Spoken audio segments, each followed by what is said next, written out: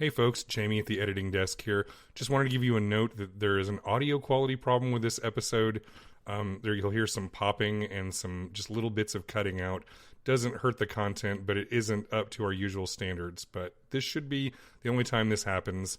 So without further ado, enjoy No Time for Love, Dr. Jones, episode 6.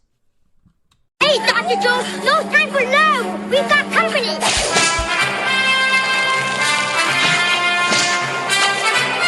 Good evening, ma'am. I hope you don't mind me sitting with you ladies, but you see, I have a crippling addiction to tennis shoe auctions. And there aren't many I can reach with a bus pass. I also want to let you know that killing animals is absolutely justified and a lot of fun. But it's also an unforgivable act of murder for which we should all burn in hell. I'm glad we cleared this up.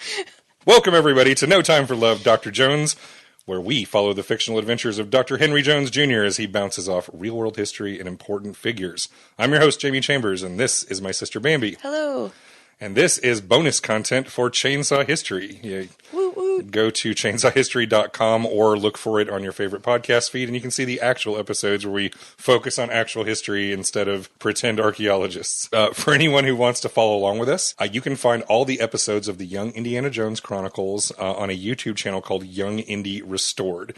These try to go back and get the most authentic versions based on the original 1990s broadcasts instead of the later...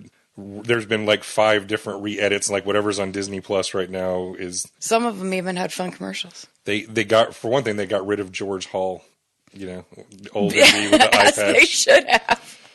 Nope, not for us. We demand that he be included.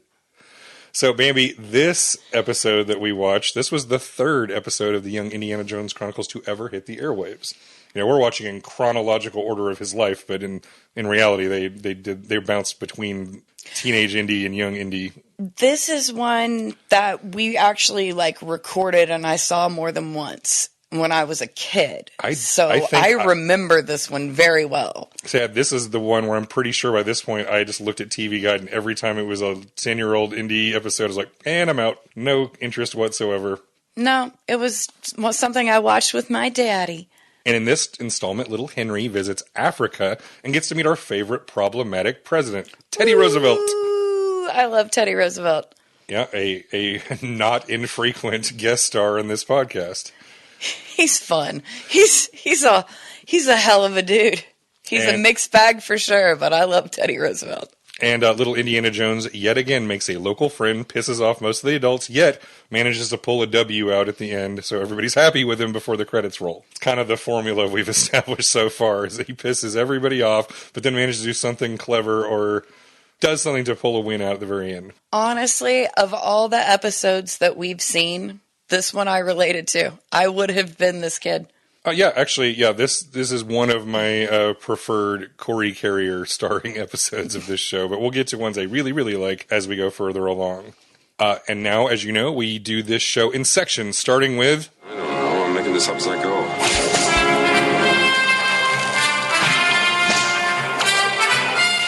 In this section, we talk about the plot and major story points of the episode.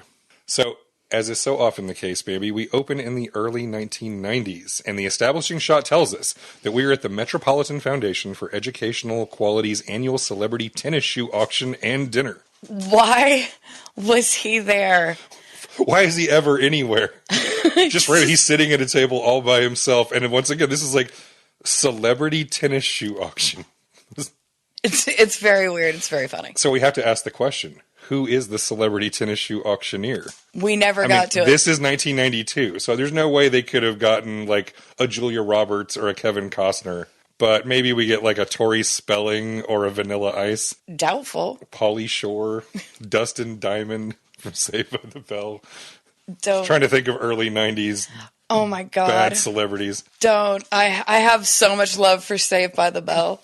And Dustin Diamond was he was a really troubled dude. Yeah, he was ruined. Child R.I.P. For that R.I.P. Dustin Diamond. So, as the most generic Kenny G. Muzak plays in the background, we once again see Indiana Jones, as played by George Hall, this old-ass man wearing an eye patch, just sitting by himself at a table, but he quickly finds himself surrounded by yuppies. So a couple named Tom and Norma sit down first, followed by Selena Messaria and her husband Frank.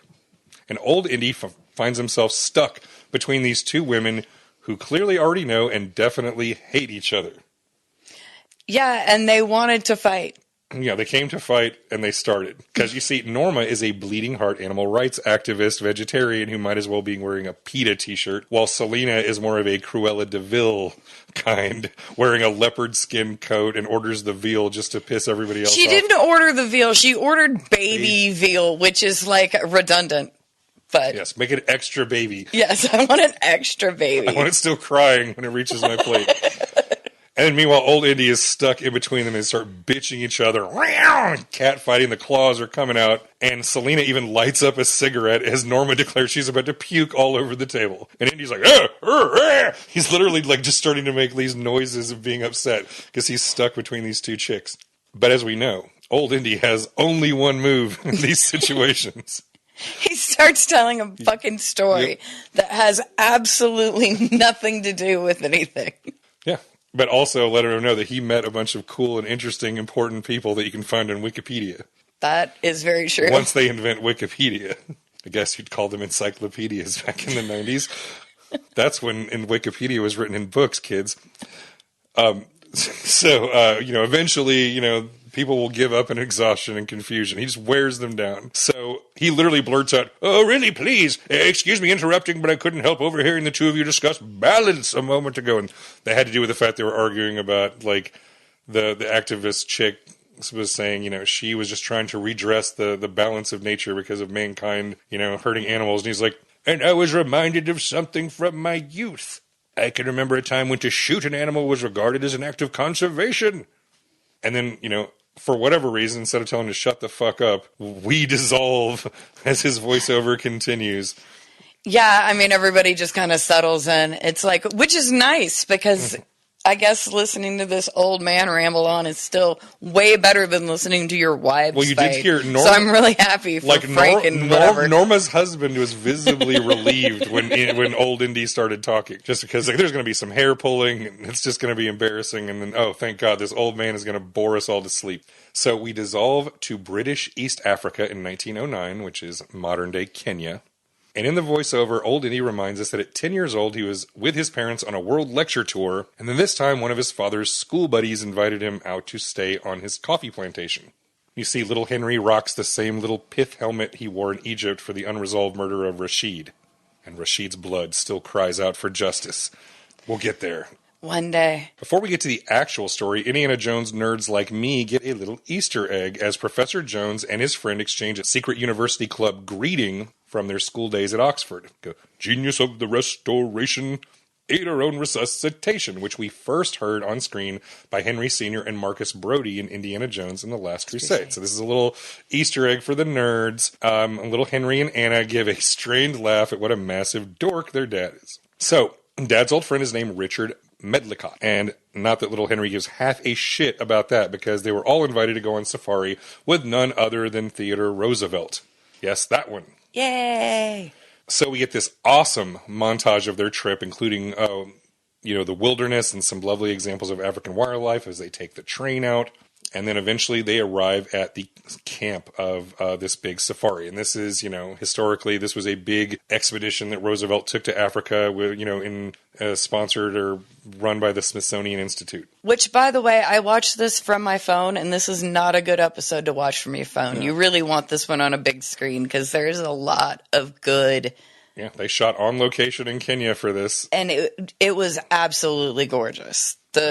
As usual, cinematography on this one was really stellar. Cinematography is often the best part about this show, especially when they go to these amazing locations, and this was a really good look at this part of Africa. So they arrive at camp, and you see all the nice white people are on horseback, while a small army of black porters carries all of their shit on foot. This is in the lovely heyday of colonialism. Yeah, pretty much. It was a whole bunch of white people surrounded by a whole bunch of natives. That's why it was called British East Africa instead of Kenya back then.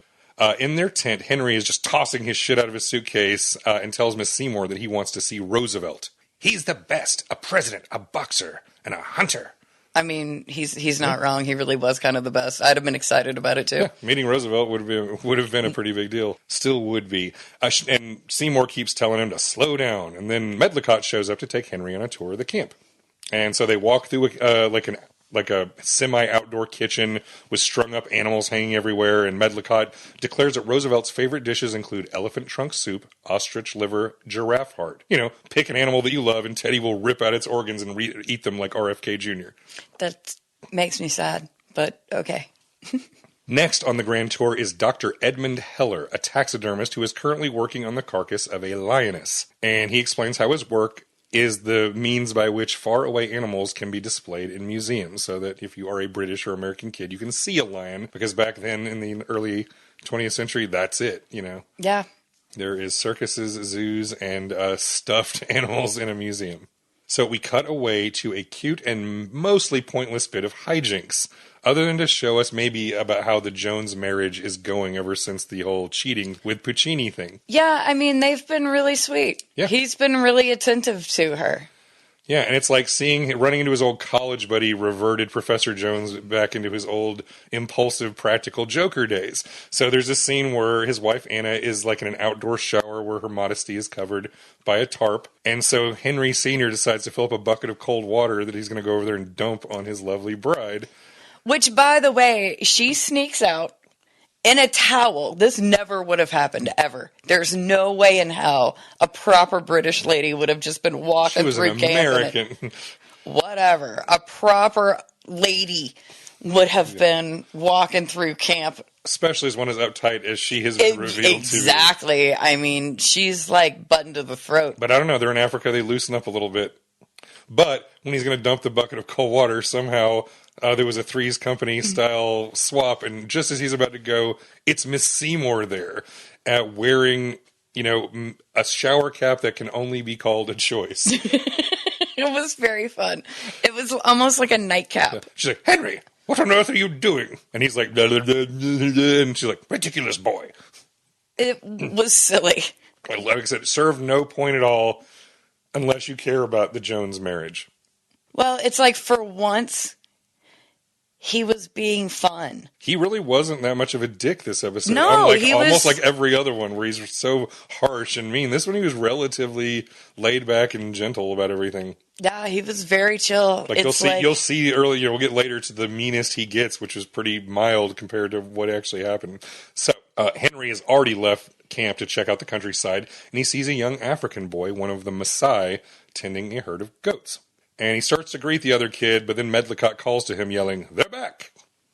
So Henry zips on back and is introduced to Frederick Selous, organizer of the safari and hunter extraordinaire. Then Medlicott points out a photographer preparing a shot and names him the president's son, Kermit. Not the frog.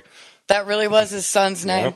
Yeah. And at that moment, Teddy fucking Roosevelt rides up and smiles for the camera with big mustache and glasses, and everyone clapped. Yay. Which, such a perfect introduction for Roosevelt. He literally, I'm riding up to camp and I have to have immediately a photograph to commemorate because his fucking ego just because requires he's Teddy Roosevelt. Constant documentation. He's literally dragged his son to Africa just to document his awesomeness for a future. Well, that and they were, shooting a bunch of animals. Yeah, they had a shitload of dead animal carcasses to haul back. Yeah, later on we'll get into that, but there's like the number of animals they killed in this expedition is just staggering. Little Henry is smiling ear to ear to meet such a real-life hero and egomaniac. And at dinner, we learn that Roosevelt enjoyed one of Professor Jones's books on medieval weapons, and more importantly to this plot, he is fixated on finding a specific animal they call Burton's oryx. And this is a specific species of oryx, which is a type of antelope. There should have been thousands of these critters in the area, but they are 100% missing, and Teddy is kind of bummed. He wants this antelope. Yeah, he really wants to kill it. And as they're talking about this, suddenly you hear a lion roar in the distance, and everybody's like, what the fuck? And we learned that Selous shot a lioness, presumably the one that was getting stuffed in the earlier scene, and that Roosevelt shot the male lion but didn't finish it off. And he tells the table, "Never underestimate a wounded lion." And this is where Jamie recognized the actor playing Teddy Roosevelt. It's James Gammon, who was the dude who played the coach of the Cleveland Indians in all the Major League movies. And I was like, wait, what? That threw me out of it, especially considering if you actually listen to what Teddy Roosevelt's voice sounds like, which is cartoon and silly. It's like this guy has just this kind of rusty... Yeah, he had a decent look. Yeah, he looked pretty good, but yeah, he didn't sound... But he didn't sound anything. I don't think you want the real sounding Teddy Roosevelt. That would be too distracting, because his voice is... Just look it up. It's ridiculous. Roosevelt proceeds to scare the shit out of baby Indiana Jones by regaling the story of a wounded lion that hunted its attacker down, and immediately asks, "Do you know how to shoot a gun, Henry?" And when Anna explains that the little dude is only 10 years old, Teddy proclaims, "By the time I was 10, I had intimate knowledge of firearm. Tomorrow, my boy, I'll teach you how to shoot."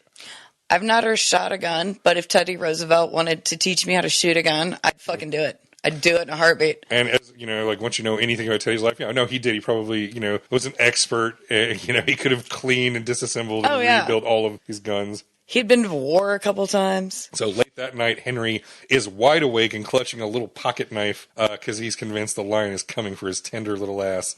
And then meanwhile, Professor Jones is feeling frisky.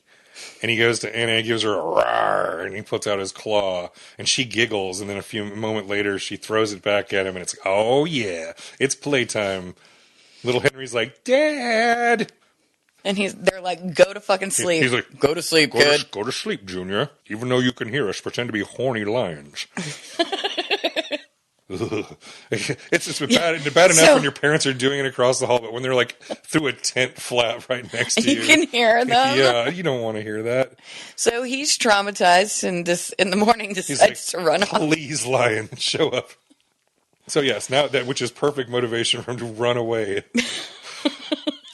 The next morning, our former president makes good on his word, and it's now canon that Indiana Jones got his initial firearms training from Teddy Roosevelt. It is. He shot a gun and he blew up a watermelon, and I was like, yeah. Again, this is one of those moments where it was like I could relate. It was like if this was going to be me as a kid. As part of his resume, knowing that he taught guns by Teddy Roosevelt, that's pretty cool for Indiana Jones. He also he says, "Always remember the gun should only be used in order to survive." And he also declares one rifle the best gun ever made. And the scene quickly cuts away, so we never learn what the fuck kind of gun that is. He just says it's the best one. Great. Cool. Well, it doesn't really matter. Yeah, we don't care. As Roosevelt mounts his trusty steed, he tells Henry that even though he can't join the hunt, he can enjoy this fine land, and gifts the boy a pair of binoculars. "Keep them. They're yours." Yep. He got really excited. And immediately Indy keeps them for 2 or 3 days. So, as they watch Roosevelt ride off, Henry picks up on the fact that Miss Seymour finds the former president dashing and handsome, and oh my, she's blushing. She's crushing on Roosevelt the whole episode. You just see her staring at him as he's doing stuff. I mean, that's age appropriate. Makes sense. Yeah. She's an older woman admiring this older man who's both famous and has got a certain level of charm. I mean, he's the fucking former president of the United States, among other things. He's also one of the more famous, one of the more popular presidents of the United States. People like Teddy Roosevelt. Very big personality. Now, it wouldn't be an episode of this show without Henry doing school lessons with Miss Seymour. So we see them sitting down, they're discussing antelopes, which leads them back to the fringe-eared oryx that Roosevelt desperately wishes to find. So Henry shows it off his pretty good at the art side of things, and he draws a copy of the illustration, and he declares he'll help find the beast.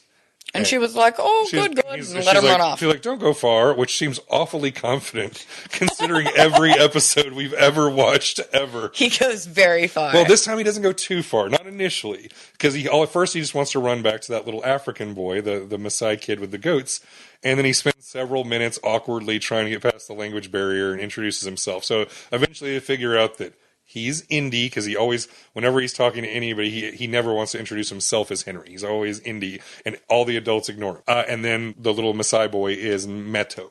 And they figure out each other's names, and Indy just follows the boy's family back when they're called home. And you see a little scene where they share some binoculars and look at giraffes, and they do once again, this is some gorgeous shots. They actually have the kids in the shots. They are really there. And there was a bunch of, there was just some really good... That's some really pretty photography. It's again, Corey Carrier may not be the greatest kid actor we've ever seen, but he got paid to go to all these awesome places and do this stuff. It's good for you. So they round a corner and they spot a lion.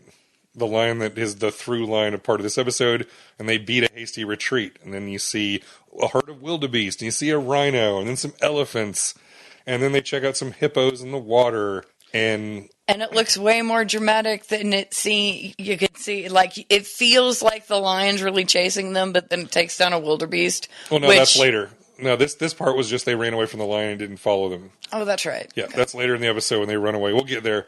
And then Henry learns how to craft a makeshift toothbrush from some kind of, like, stick. Yeah, some kind of reed. Yeah. And Henry sketches some more animals in his journal, so the kids are having some fun. When walking back, now this is the part you're talking about. Mm-hmm. They're walking back after the toothbrush scene, and suddenly we get a gripping scene that mixes the boys running with stock footage of a lion very clearly shot on a different camera on a different day in a different place. And the music and editing desperately try to make all this tension where you see one of the little boys trip, and it's like, but no, there's nowhere these guys are there's miles. No, absolutely no. Because first of all, if they were going to be stampeding with wild animals, they would have gotten fucked up. And also, yeah, there's no way that these two children could have outrun a wildebeest. So it was all bullshit, however. Yep. But they run away, and unfortunately a stock footage wildebeest is taken down by the stock footage lion. But the boys are fine. And it's sunset, and Harry and Meto are still hanging out playing some kind of flute. Now, back at Safari HQ, Kermit Roosevelt scolds everyone while he attempts to capture the perfect picture of his father surrounded by dead African wildlife. And everyone claps again, because every time a picture is taken of Roosevelt, everybody cheers. Hooray! I mean, I guess as they should. And Henry is back and admires the day's kills, which include a big rhino that Teddy's bragging about. And then he starts asking, Henry's like, well, why do I got to kill so many of these rare animals? Why do you need so many? And you greedy fucks? They get into this conversation. It's like, beasts like these belong in a museum. And Henry's confused. And Roosevelt says that with more knowledge and exposure to the animals, thanks to them being shot and stuffed and sent to museums, more people will have respect for wildlife. That they need the exposure and the education in order to do that. Little Henry starts to get upset because he's like, you're killing hundreds and hundreds of these animals. Jesus Christ. Yeah, you don't need so many, you greedy fucks. And he was like, well, there are a lot of museums. He's like, no, there's a lot. He's literally, there's hundreds of museums, and there's lots of this, and there's thousands of animals. And he's like, and Roosevelt has to flex. He's like, look, you don't get to school me on this shit. I'm Teddy fucking Roosevelt. He's like, I'm the guy who is all about conservation. I'm the creator. The thing I'm most proud about is founding national parks. And he's like, mankind has the power to destroy the wilderness, and that is something we must never be allowed to do. Yeah. We're not going to get political. Just keep going. Just keep going. Now, once again, we see that a notable historical figure develops a weird attachment to a 10-year-old boy. Because Roosevelt and little Indy spend like a bunch of time together. Yeah, you see him playing checkers. Yep. You see them scoping out critters using field glasses while the former president spouts wisdom. They play checkers, like you said. And Henry, once again, promises he's going to find Burton's oryx so they can send samples to the Smithsonian. And Teddy's just like smiling and hearing him. Yeah, sure you are, kid. What the fuck ever. I like you, though.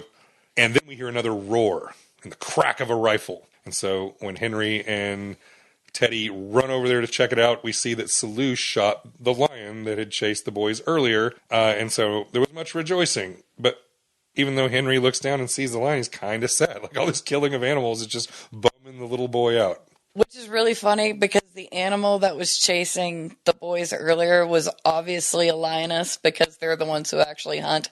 And the one they took down was the male lion. Young male, yeah. And he gets down and he pats his mane and he's all sad. And again, it's like, relate.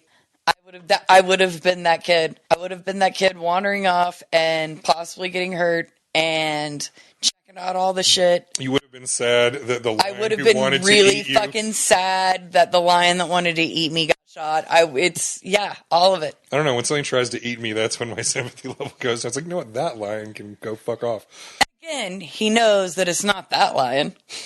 Yeah, that was a stock footage lion. That was stock footage lion. This one is a fake... this is a fake male lion that didn't do shit to anybody. Yeah, it was created by the prop department because we're not going to actually kill a real lion for this episode. So the next day, Henry shows Meto the drawings of the fringe-eared oryx, and the boy recognizes them. So they run away from camp to get more information. as Miss Seymour is doing dick to keep an eye on Henry. And his fact is basically being a peeping Miss Seymour on Roosevelt, who's like doing his morning workouts with his dumbbells, and she's like, and at one point she literally smells herself and realizes that she smells like ass. She's like, I guess I'm not going to make my move today. So gross. It's like she's getting horny and then she realizes she just stinks. So anyway, and then now it's too late to keep an eye on Henry because he's gone. She starts like looking around. Where'd that kid go? Yeah, so she starts meandering around. Yeah. And meanwhile, the boys make their way through a rocky outcropping, and Meadow shows stone drawings of the oryx. And see, I know what you're talking about. And then a snake slithers up and scares them out. Henry's freaking out, screaming, I hate snakes! And which is a little weird because we see that in Indiana Jones' The Last Crusade, River Phoenix was fine with snakes until he fell into a pit filled with them, and it scarred him for life. But I guess the writers forgot about that. Or maybe Indy just has this recurring snake phobia that just drifts in and out of his head. I don't know. But for this point, he's just like, no, fuck snakes. Which is fair enough, because, I mean, if I saw a snake, even if you're not like phobic, you're still not going to like seeing a big, scary snake. Yeah. Especially in Africa. So back at camp, Miss Seymour confesses that she's yet again lost track of Henry. For several hours. She's like, I am so sorry I was horny. She kind of dozed off. They begin a calm search at first. Well, it's still light. Okay, you go check the tents. I'll go check over here. And meanwhile, Meto brings Henry to a Maasai woman who takes them and a whole group of children off for yet another stroll. So they go off somewhere else. And we cut back to an increasingly worried group of adults back at camp. Roosevelt tells his son Kermit to get a search party together. This is no place for a child to go missing. Definitely not. The African bush. The sun is getting low when the Maasai woman takes Henry to meet an elder. And I actually looked up the name of this and I forgot to write it down in my notes. But there's a particular kind of... It was a very Lion King moment with the tree and the elder. It was like basically they were going to go seek out Rafiki. It was... Yeah. But like from what I understand, this was actually, well researched about what the Maasai culture was like. And this really was like a medicine man, kind of figure who would have this information. So he slowly explains to little Henry that the oryx eat a type of fruit that grows underground that the animals had to dig up. And so Henry's starting to put two and two together and starting to figure out what happened to these things and where they might find them. So Henry thanks the old man and then heads back in the dark. And by camp, Anna is getting increasingly worried as the search party has come up completely empty.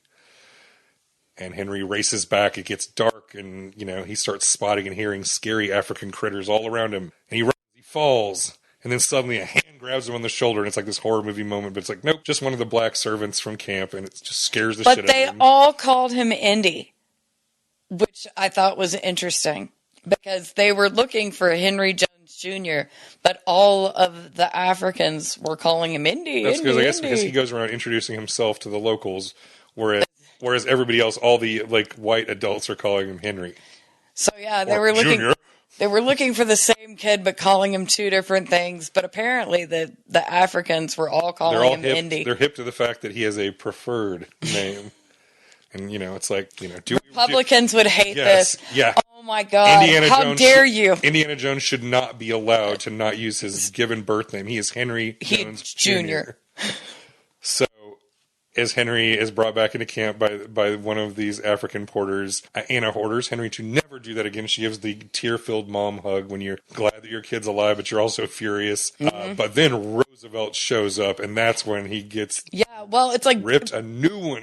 Well, Henry Jones Sr. didn't even have a chance to scold his son before Roosevelt came in. Yeah, he didn't even say anything. Scolded all of them. He's like, "You've caused enough trouble for one day, Henry. I'm disappointed in you." And that's exactly, he said it in that very weird monotone yell. And then Henry tries to explain what he was up to. No excuses! And he just stomps off. And then Professor Jones orders Henry to bed with no supper, which I assume is the gentlest punishment that Henry's ever been given ever. So he just kind of goes... It's like, God damn, when Roosevelt dresses you down. Yeah, Dad was really super chill, but then again, we also know that Dad just got laid, so... Yep, he's feeling a little frisky out here in the... He's relaxed. In the wilderness. He's well relaxed. And once again, we've also seen kind of revert to a more earlier stage, I guess we've seen as college buddies and being out in the wilderness. So early the next morning, Meadow shows up in Henry's tent and wants them to go off again together. And for a split second, Henry's like, I'm not supposed to go anywhere. I'm grounded. And then, it took all of 2 seconds for Henry, like, good grief. All right, fine, I'll do it. He's like, fuck it, I'll go. Since when am I not going to just get in the maximum amount of trouble? So Henry changes clothes and they dash off, and you see this cool silhouette of them running against an African sunrise. Another amazing shot that this show doesn't deserve. In camp, Anna Jones looks in on her son and sees what she thinks is him laying peacefully in bed. Nice and sleep. Just does this sleeping dummy, Ferris Bueller style. With his little hat. Yep. Yes, because everybody knows you sleep with your pit helmet on. Hi. And she's dumb enough to fall for it. She's like, my little safari man. My darling boy. He's learned his lesson. Meanwhile, Henry and Med are running through the trees, and the boys dig up the type of underground fruit that the fringe-eared oryx likes to eat. And after a moment of looking, they spot one. He's like, Burton's oryx! And they creep closer and see a whole mess of these funky antelopes. They were really pretty. Yeah, they're cool-looking critters. So, Henry returns back to camp to cover up his continued disobedience so nobody notices he was gone. Otherwise, he wouldn't have even had a chance to tell them what he found before getting beaten half to death. It's like, you motherfucker, you did what? Instead, he comes back to win back the love and respect of Teddy Roosevelt. So Meadow charges up to the breakfast table with one of this big dirty fruit in his hand, and we see that Henry has picked up enough of the Maasai language in just a couple days that he and the kid are like doing some basic conversation. And then Henry declares to the table that they found Burton's fringe-eared oryx and shows Roosevelt what he learned and wrote in his journal. Quote, there was a great fire in the bush which killed all the snakes. These snakes usually ate the mole rats, but the mole rats burrowed underground to survive the fire. With no snakes, they got so big they ate all the melons. So Henry explains, you see, all the plants and animals, they're connected. When something happens to one animal, it causes something different to happen to all the other animals. The oryx moved away to find the melons. The circle of life. Yep. They're learning. Roosevelt is definitely starting to feel cautiously optimistic and offers Henry some praise. So they saddle up to go find this fringe-eared oryx. And they do. Whole bunch of them just peacefully munching on some grass. Yep. So what do you do? So yeah, Henry starts to look more and more horrified as he realizes that they're just going to assassinate all these fucking antelopes. Oh yeah, I kind of forgot. The whole point is to shoot a bunch of these and send them back to the Smithsonian. So they're creeping up ahead, getting their rifles ready, and Henry's like, are you all going to shoot? No, fuckers. And the answer is yes. So they fire a volley and drop a couple of oryx to the bloody ground. They're all reloading, and Teddy's ready to shoot again, and Henry screams, hey, no more! I said no more! His eyes are full of tears, and he grabs the barrel of Roosevelt's rifle. And stares down Teddy Roosevelt and was like, you cannot shoot any more of my fucking antelope. And then we get a couple reaction shots of everybody, like, including his dad. Other people are like, oh, shit, no, he didn't. Like, who dared to grab fucking Teddy Roosevelt's gun? But Roosevelt unexpectedly softens, and he goes, quite right. Absolutely right, Henry. It's a rare species. Who knows what kind of animals might depend on them, eh? Thank you, Henry. Bully for you. So he turns it around, and everyone breathes a sigh of relief that Henry Jones Jr. gets shot by the former president for he interfering. He wouldn't have shot him, but he could have. He might have like just beat him a little bit with his gun. Yeah, or just made him cry a bunch of times. And Meadow checks out the dead oryx while Henry just runs back to camp with tears in his eyes. He is not happy that I led you to these animals that were immediately killed. That's great. I mean, and again, it's like this is the part that I could have related most to. As a child who loved animals and once wouldn't even let my dad eat his crab for dinner, and I buried it in the sand on the beach and gave it a funeral. And my daddy loved me enough where he let me do that. He put up with that shit. He put up with that shit. I was his sweet girl. Yeah, little Henry was not happy that he's like, I found these beautiful animals for you to kill. So yeah, safari's over. You see the camp breaking up, and you see the caravan is starting to make its way back towards civilization. And you see Meadow watching from a distance on a ridge, and they're covered in wine bottles, and he's looking at everybody go away through what we can assume are the binoculars that Henry had gotten from Roosevelt that he gave his friend. And that's when we hear old Indiana Jones's decrepit voice. Years Later, that place was named Champagne Ridge, not in memory of Roosevelt, but in memory of the thousands who followed him. Champagne Ridge. We find ourselves back at the dinner table in 1992.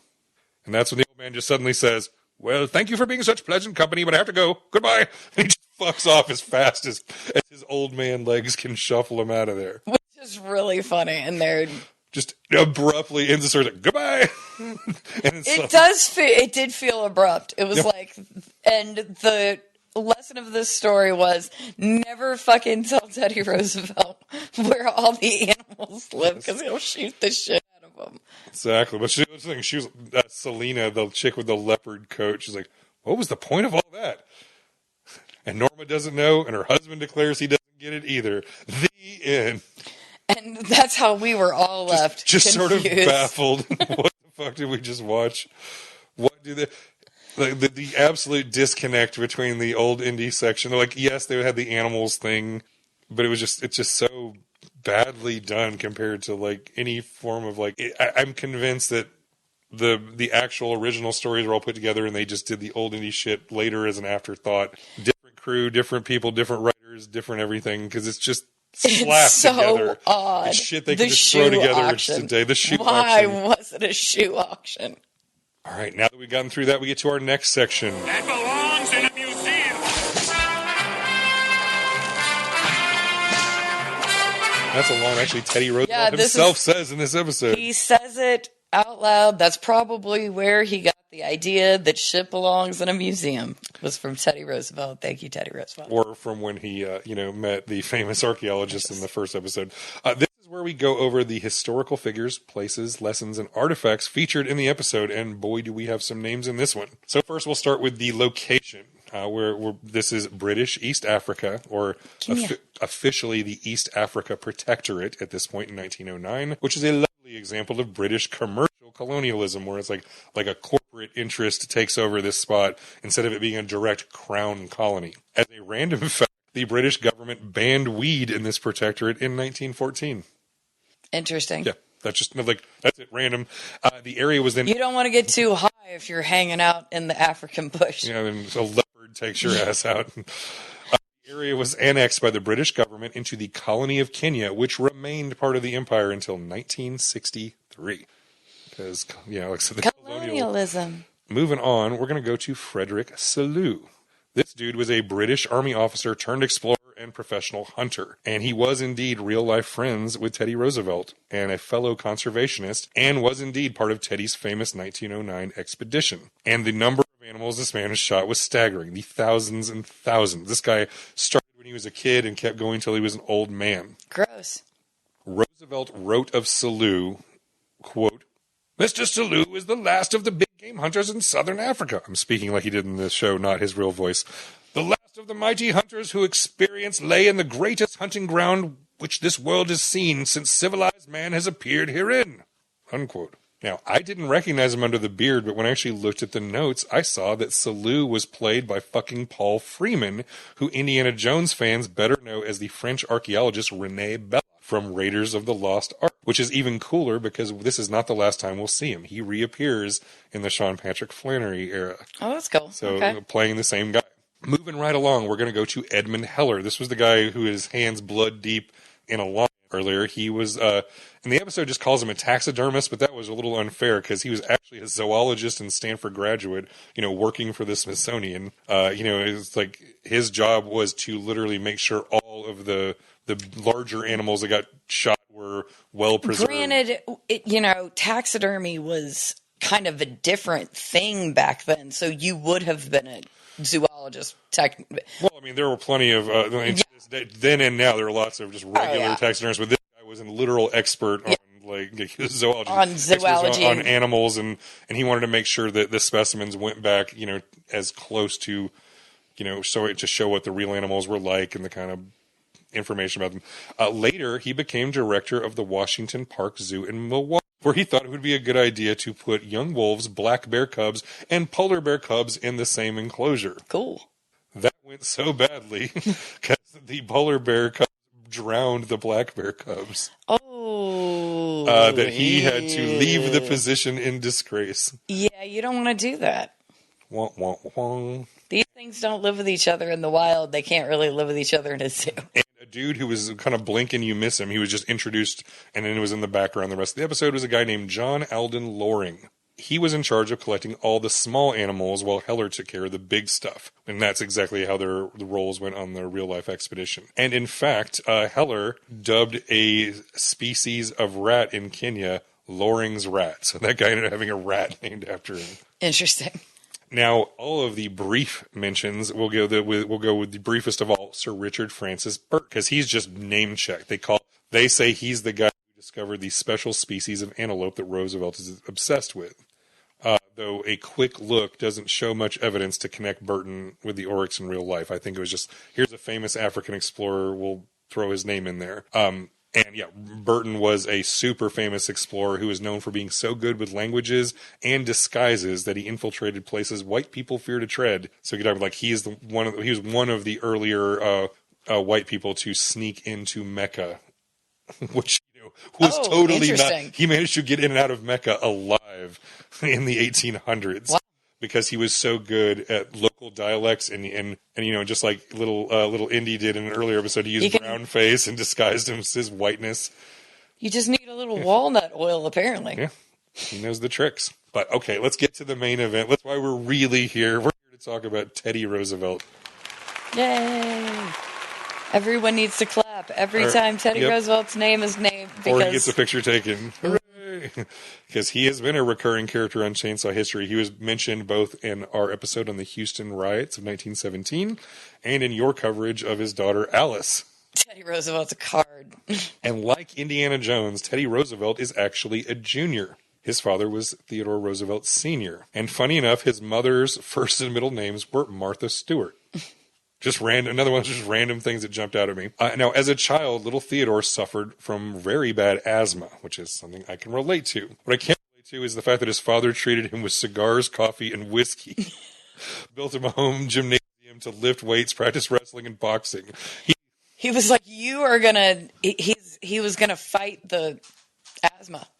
And it apparently worked because, like many children, he grew out of it. Teddy learned judo, swam, hiked, and rode horseback. Fuck you, asthma. Asthma just ran away in fear. Yeah, pretty much. But, he grew out of it. At 7 years old, Teddy saw a dead seal at a market. So, of course, he had to obtain the head and used it to start practicing taxidermy. Oh, how very RFK Jr. of him. He and his cousins formed the Roosevelt Museum of Natural History as little boys. So, Teddy's career eventually found him as Assistant Secretary to the Navy, a position he used to send ships to the Philippines without any approval whatsoever, when war broke out with Spain. And then he resigned so that he could form the Rough Riders and fight the Spanish in Cuba directly. And, of course, used his famous charge up San Juan Hill to win election as governor of New York and later Vice President of the United States. Yep. And then McKinley got shot. Yep. Because fuck McKinley. Yep. And fuck that guy and his tariffs. And that's how we got 8 years of Roosevelt. And as president, he was a trust buster, breaking up big business, prosecuted corruption, passed the Meat Inspection and Pure Food and Drug Act. All the things that are being torn apart today. Yeah, like the national parks, they want to, since we're not doing trade with Canada anymore, we're going to open up the national parks for lumbering. Oh, and if you'll check, a lot of national parks are closed this summer due to lack of staff. Yep, it's great. It's great. Fucking love it. I hope the ghost of Teddy Roosevelt comes and beats them all with a stick. Exactly. And he did, in fact, establish 5 national parks, 51 bird reserves, 4 game preserves, and 150 national forests, which covered about 230 million acres of U.S. land that he wanted to protect from all the shit that's being done, right now. Right now. Sorry, Teddy, we let you down. It took 100 years, but we finally eroded that shit till it was just gone. And then literally, within a year of leaving office, Teddy headed off for Africa on his famous Smithsonian Roosevelt African expedition, which that's what we run into in this episode. Mm-hmm. Oh, and remember how Teddy picked up a big fuck-off rifle and declared it the best gun ever made? Yes. It was almost certainly his beloved Holland & Holland Royal Double Rifle, which had the nickname Big Stick, which, if you know the Oh, yeah, Yeah, Teddy loved his big stick. You're supposed to speak softly and carry a big stick. It just happens to be a giant fucking gun that can take down an elephant. So there's lots more to say about Teddy, but this is an Indiana Jones episode, so we'll hold off for the future or check out some of the things we said about him in those previously mentioned episodes. Then, of course, there's Kermit. Yeah, a son named Kermit who took pictures. That's not all Kermit did. Kermit actually had a decent civil service. Well, he did stuff. He served in both World Wars, Yes, which ended with him being a raging alcoholic who committed suicide. And the doctors lied and told his mother it was death by heart attack because they didn't want to break her heart. So he shot himself in the head. Yeah, and they wanted him to be buried in consecrated ground and la la la la. He was traumatized by war and addiction. Poor Kermit. Yeah, I mean, he should not have been in World War II, and he lied and got himself there anyway. And while there, he killed himself. Yeah, as one does. His dad, as a late middle-aged man, decided to go to war in Cuba and got all kinds of glory doing that. So it just did not work out as well for Kermit. All right, but moving on to animals, we can talk about the fringe-eared oryx real quick. That is a real thing. It's a very muscular type of antelope with slender legs. But the original script actually was talking about a type of gazelle. But I'm assuming there was a production reason that it was easier it was better, easier, or more accurate to use this antelope instead. And so they switched it from when the original script was written. And Champagne Ridge. This once popular hunting spot is now apparently a luxury vacation spot in Kenya that you can book a nice room overlooking some of the same countryside we saw in this episode. Get like your own Airbnb with a huge bay windows just looking out on the African savannah. I mean, if you got the cash, you're not afraid to travel right now. We're going to move on to our next section. Yes, honey. It's the mileage.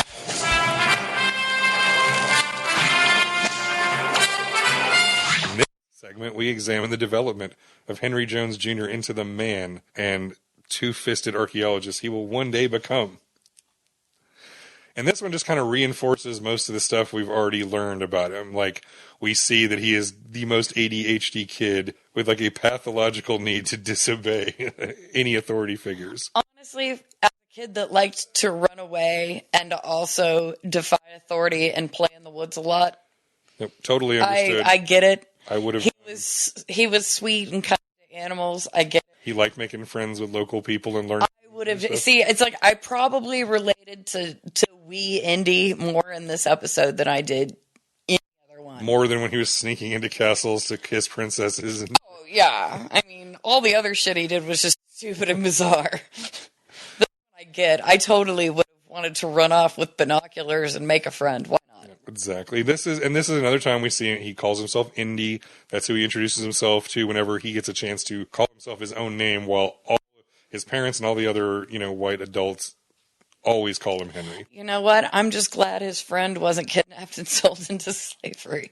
At the end of it, he was unscathed his and friend just got a pair of binoculars. And a cool story to tell his family. At the time of white people can shot a bunch of animals. And kind of like Sir Richard Burton that we mentioned earlier, we see Henry is really good with languages, picking up conversational Maasai in just like a few days. In the child slavery episode, we also saw him using brownface like Burton. So at 10 years old, little Indiana Jones learns how to shoot a gun from a guy who really liked to shoot guns. So, like I said, we said rock on, little Indy. That would have been cool as shit. Foundational skills he uses to shoot many Nazis in the future. Fuck them Nazis. Yes. We also see little Henry's sense of direction is again on point because he never gets lost. He finds his way back. He just takes too long. He just meanders too much. We also see at this point in his life, death still bothers the kid because even the animal death really, really upset him and reduced him to screaming tears. Of what we know in the future, he'll be able to kill a truck full of Nazis and sleep like a baby that night. I would feel sadder about killing a lion than I would a truck full of Nazis. So, relatable. Yep. And with dead antelopes and dead Nazis, that's where we end things. Thank you, everybody, for listening to the latest episode of No Time for Love, Dr. Jones. Thank you, Kevin. And here at Raven Sound Studios. And if you want to hear real full episodes of Chainsaw History, just go to chainsawhistory.com or search for it on your favorite podcast feed. Other bonus stuff besides this includes the Value of series, where Bambi reads me children's books from the 1980s. You can also find on our website full episode transcripts, bonus stuff, and more. So go check it out, and also click on the logo if you want to find ways to support us directly. Okay. All right. Thanks for listening, everybody. Bye. Bye.